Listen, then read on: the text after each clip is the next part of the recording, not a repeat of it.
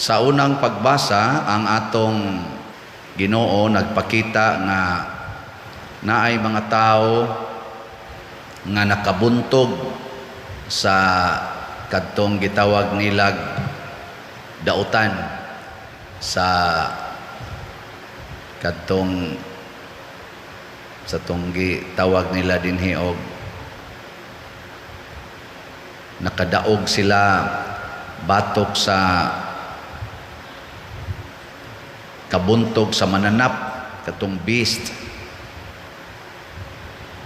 Ang kining mananap mao kini ang yawa nga niya sa kalibutan.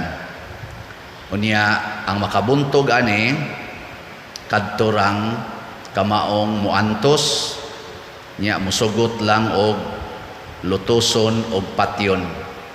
Muna nga si Jesus atong ebanghelyo niingon, lutuson mo, dumtan mo sa tanan, apan pabilin lang mong malig-on. Kamo musugot mo patyon? Dili? Dili. Awa na, pildi na mo siya wa. Musugot mo og musugot mo og sakiton, musugot mo og butang-butangan, sugot dili. Usgag tubag. Usahay di gid ta dili usahay kadaghanan gyud di gid ta kahimo ngano man naa man gud ta gyud natural nga gitawag nato og self preservation sa in English kana bang panalipdan gid nato atong kaugalingon. Muna nga niingon si Kristo diri, hangyoon ta mo, ayaw mo kabalaka kung unsaon ninyo pagpanalipod ang inyong kaugalingon. Mao ni ang hangyo sa Ginoo. Kay kita og manalipod ta sa atong kaugalingon, imbis nga makuanta makabuntog ta siyawa, madala ta siyawa. Kay ang gamiton gud sa yawa nato is destruction of ourselves. Ang atong kaugalingon ba iyang gubon nya kung manalipod ka sa imong kaugalingon, ang resulta makasala ta. Muna wa gi ibilin niya sa kalibutan, gubon gid niya tanan. Sama ana karon nga igo anang gubat, guba mga balay, mga kinabuhi, guba kaning linog, kanini ang mga flash floods, kaning mga landslides, guba yun. Mga yuta nga usahay makigpatay ta ng yuta pero kausara na siya ilang slide, wala guba na. Mga balay igihan kita sa atong balay, mga kural usalang kalinog ana, wala lusno na na. Anang imong kinabuhi igihan kay kanas tanan, di jud ka kabiya og di jud ka kahatag nga kanang walay pagpangayog bayad kay unsa na mag-unsa na lang ko, kausara ka mabangga, wala patay na. Di ba? Muna, kining atong lawas, kining mga butang atong makita, mao ni atakihon sa yawa. Nya kung manalipod ganita, makuha ta niya. Kay masuko naman ta. Anang litag, di ka manghatag. Masuko ka atong mangawat. Nya di ra ba tagubon nga yawa gyud mismo may muguba ba? Ang gamiton sa yawa, ang iya sang mga hinanib, ang iyang mga sakop. Kana bang mga taong giyawaan? Gilingian ay mong tupad. Tanawa ko noong naong giyawaan ba? Wa yawa eh.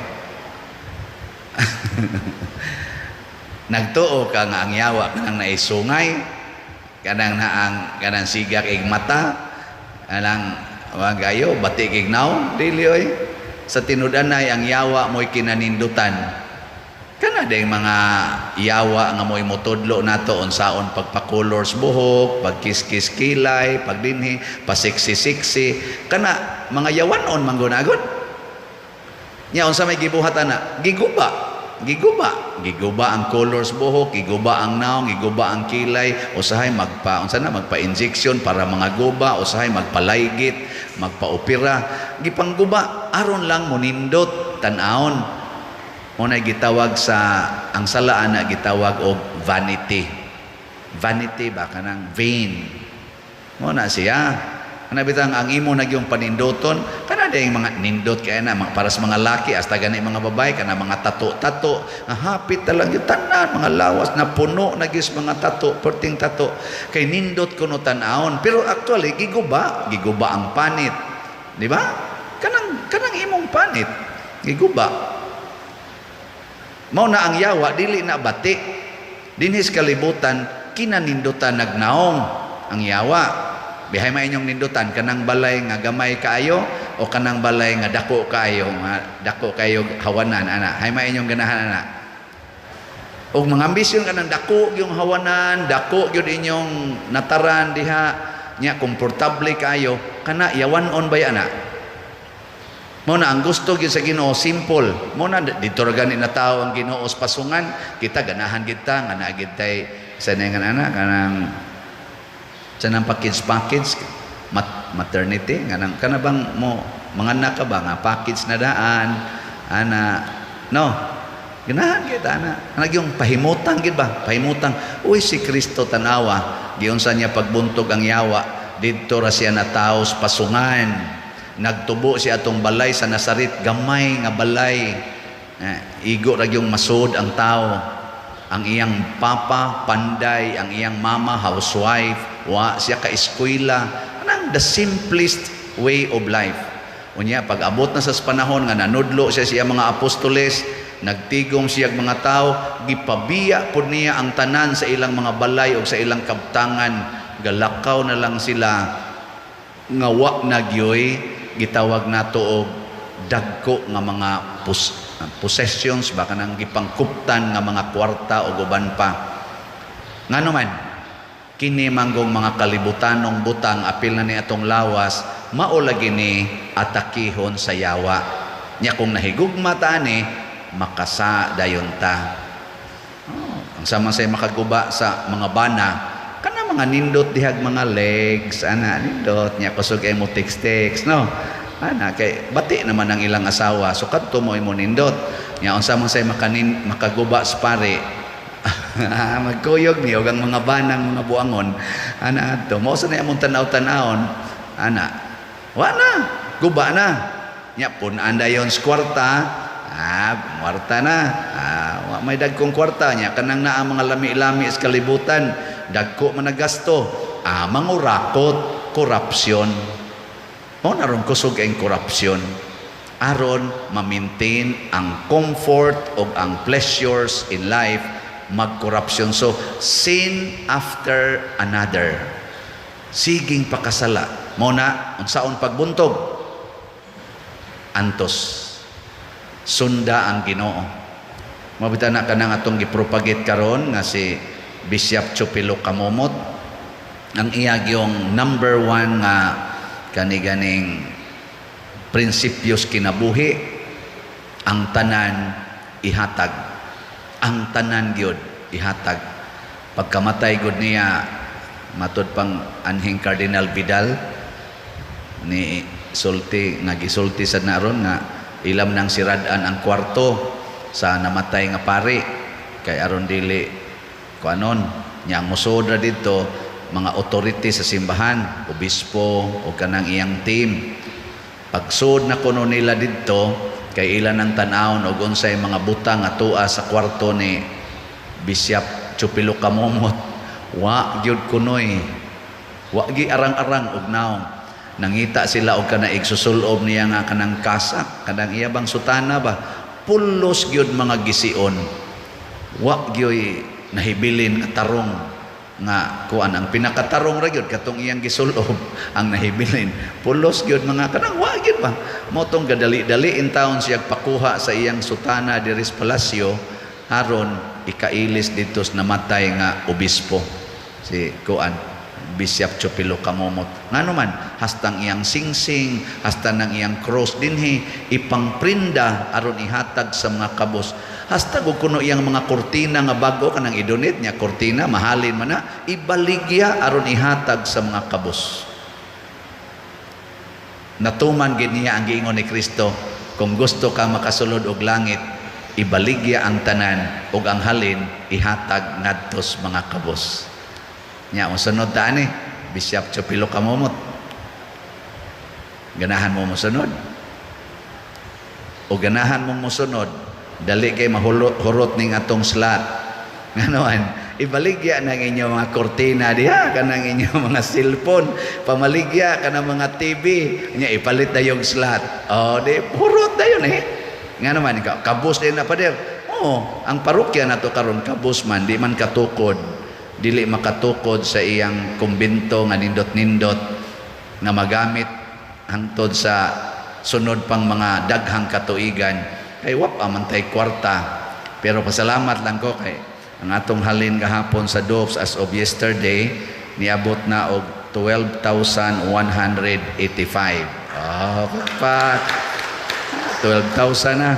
Hapit na nimo 15. 2,800 na lang ka slots ang kuwang para mo 15,000. Nya mo na nay mo signal nga pwede na ta mo sugod og tukod sa atong kumbento. Hotda din ninyo karon. Malit la mo tanan og slot, ugma ako ra bang birthday ugma ana.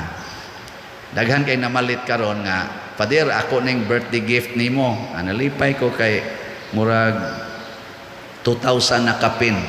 Ang mga 10,000 man to, so mga 2,000 na sad kapin ang inyong birthday gift nako.